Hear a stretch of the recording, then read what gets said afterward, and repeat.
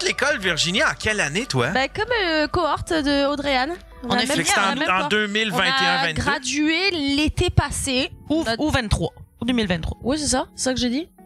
L'été passé, non? Ouais, c'est ça. OK. Ben, c'est pour renchérir avec, en donnant la même information. Elle aime ça, renchérir. La dernière date, c'était de la tournée, c'était au Comédia à Québec. C'était vraiment le fun. C'était la fin. C'était ça, la fin. Genre 26 août. Parce qu'on dirait, tabarnouche, parce que ça fait quand même, tu sais, ça fait quand même un bon 2-3 ans qu'on se suit de base sur les réseaux sociaux. C'est pas nouveau, là. Fait que t'étais encore à l'école quand t'as commencé à... Puis t'avais, tu sais, je sais pas si c'était un personnage, mais ton nom, c'était Burgie Burgundy. Ouais, je sais. C'était quoi, ça? Ouais, on parle, allons au fond de ça. C'est mon surnom depuis l'école vétérinaire, Burgie Burgundy. Non, juste Burgie. Burgundy, j'étais, c'est drôle.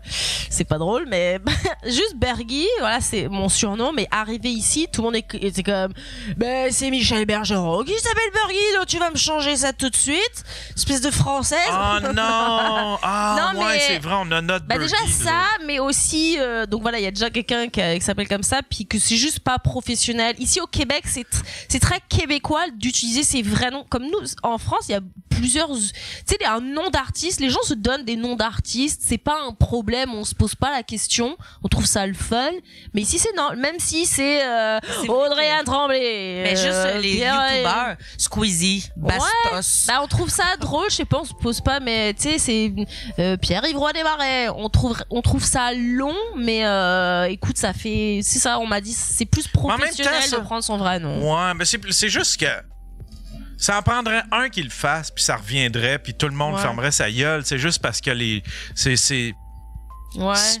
une fausse, tu sais, c'est une fausse genre, je sais pas, c'est pas un what not to do, là, tu sais, là, c'est juste comme, c'est parce qu'il y a personne qui a osé depuis un petit bout, là, tu sais, I guess. J'étais tannée que tout le monde me dise, oui, déjà, c'est beau, Virginie, utilise son vrai nom, pourquoi tu te caches derrière, puis au bout puis comme j'ai pas comme une histoire drôle en plus à raconter sur pourquoi Burgie, bah écoute, voilà. Ouais, c'est ça. Ça vient de où? C'est pourquoi ils ont commencé à t'appeler de même? C'est une amie française qui parle mal anglais, comme j'ai pas de surnom, donc Virginie, Burgie, Même là, tu viens de hey, c'est vrai, par exemple, il y avait pas de lien, c'est ça. Mais il y a quelqu'un qui me rappelle, on a un qui a un nom d'artiste de même.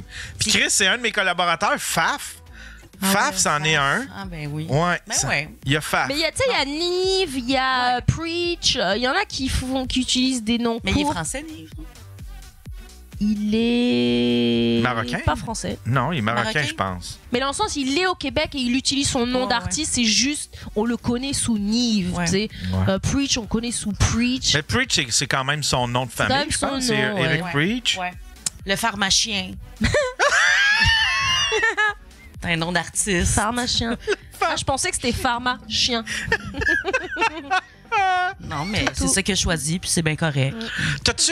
Mais t'en avais-tu essayé un petit peu d'humour en France? Tu faisais-tu des scènes, des open mic, des trucs comme ça? C'est ça, j'ai commencé aussi en fait, j'ai délaissé progressivement vétérinaire. J'ai fait une école de théâtre à Marseille où il y avait des cours de stand-up pour commencer à apprendre à écrire des blagues. Et ils avaient comme un comedy club une fois par mois, mais j'ai joué 3 fois en 2020, mais tu sais, tout a fermé à ce moment-là. Donc j'ai continué à écrire. On faisait des numéros devant, comme un peu à l'école, devant les autres de la classe. Donc tu sais, j'ai commencé, mais c'est pas la vraie vie. C'est pas devant un vrai public. Donc pas beaucoup de scènes, mais donc vraiment, mais ça a démarré même pas en première année à l'école de l'humour parce que tu sais, nous ils ont le premier hiver ils ont même fermé l'école. Tu te souviens, nous on avait eu une semaine sur Zoom. Donc j'ai commencé à faire des scènes même à Montréal quelques semaines avant notre club soda parce que j'étais comme je peux pas faire le club. On a une date de la fin de l'année en première année, on fait le club soda. J'étais comme ça me stresse ben trop, je peux pas avoir fait aucune scène avant de faire le club soda. Donc là j'ai fait un max de essayer de jouer à l'open mic du bordel, jouer toutes ces places là pour essayer de pratiquer quoi. Ah, c'était chiant ça, cette affaire là. Moi quand que la première année de la pandémie, l'année d'avant, c'est moi qui donnais le cours de podcast. Il m'avait demandé de m'avoir fait le cours de podcast. Okay. C'est Chuck, puis, non? Ouais, puis j'avais j'avais bien aimé ça, mais je suis pas un grand pédagogue. Je suis pas. Puis là, l'année d'après, là, c'est la pandémie. Puis là, il disait, y a-tu des affaires que tu peux faire en Zoom? Parce qu'on ferait une semaine en Zoom, une semaine en présentiel. Le cours de podcast en Zoom, c'est comme mais impossible. Non, j'ai fait, je peux pas. Ouais, j'ai des trucs à montrer. Puis là, mais en même temps, faut que je montre des affaires qui concernent le son, mais qui vont fucker un setup que je vais faire en Zoom. Ça se fait pas, tu sais. Puis je me suis découragé, puis j'ai abandonné à moitié. J'ai dit, rembourse les étudiants, puis j'ai dit, je peux pas le faire. Je peux pas faire ça. C'était qui les élèves, tu te souviens? À qui je me souviens plus. La première année, j'ai eu Val Belzile. OK. Puis j'ai eu, c'était du monde. Il y en a-tu que. C'est pas mal tout du monde qui voulait faire des podcasts, mais j'en ai pas vu qui se sont dirigés vers l'humour, là, tu sais, là. Mais parce que c'est un cours du soir, ça, le cours de podcast, me semble. Oui, parce que nous, on a juste eu. C'était même pas un cours, là. C'était un après-midi. Introduction. Avec Pélep, c'est ça? Avec Chuck. Avec Chuck? Ouais. C'était juste un après-midi? C'était juste un après-midi. Ouais, c'est vrai que c'était pour vrai? Rapide. Oui, parce que c'est moi quand j'ai lâché, j'ai dit, vous devriez appeler Charles Thompson. J'ai dit, lui, c'est son métier. Il trippe à faire ça, là, tu sais, là. Ah oui, il a adoré donner le cours. Il doit donner le cours du soir, mais nous, à l'école, ce qu'on a, c'est vraiment un après-midi. Ah, fait que ça doit être ça. Il y a un cours du soir, puis il donne une clinique, comme ça. Mais je pense qu'ils savent que si jamais on a des questions, on peut toujours le demander, c'est sûr. Ouais. C'est un inévitable. En plus, je veux dire, y a-tu un humoriste qui a pas son podcast? Ouais, c'est pour vrai. En avez-vous un, vous autres, un podcast? Non. C'est pas quelque chose qui...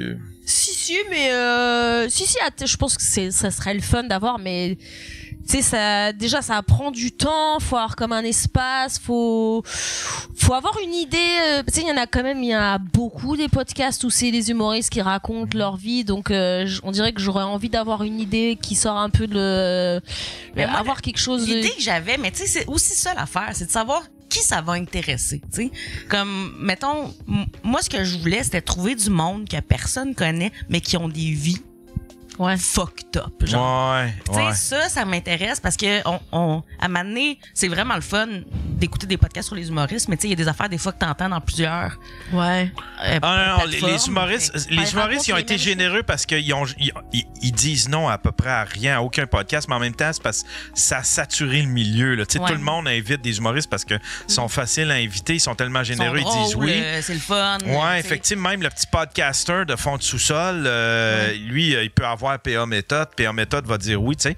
Fait que ça a comme saturé. Fait que moi, j'ai comme slacké les humoristes en tant que tels, puis je cherche bien gros du monde, c'est ça, qui ont du vécu ou du monde qu'on n'a pas encore vu. Tu sais, qui n'ont pas encore, qu'on voit pas partout, là, tu sais. Relève, là.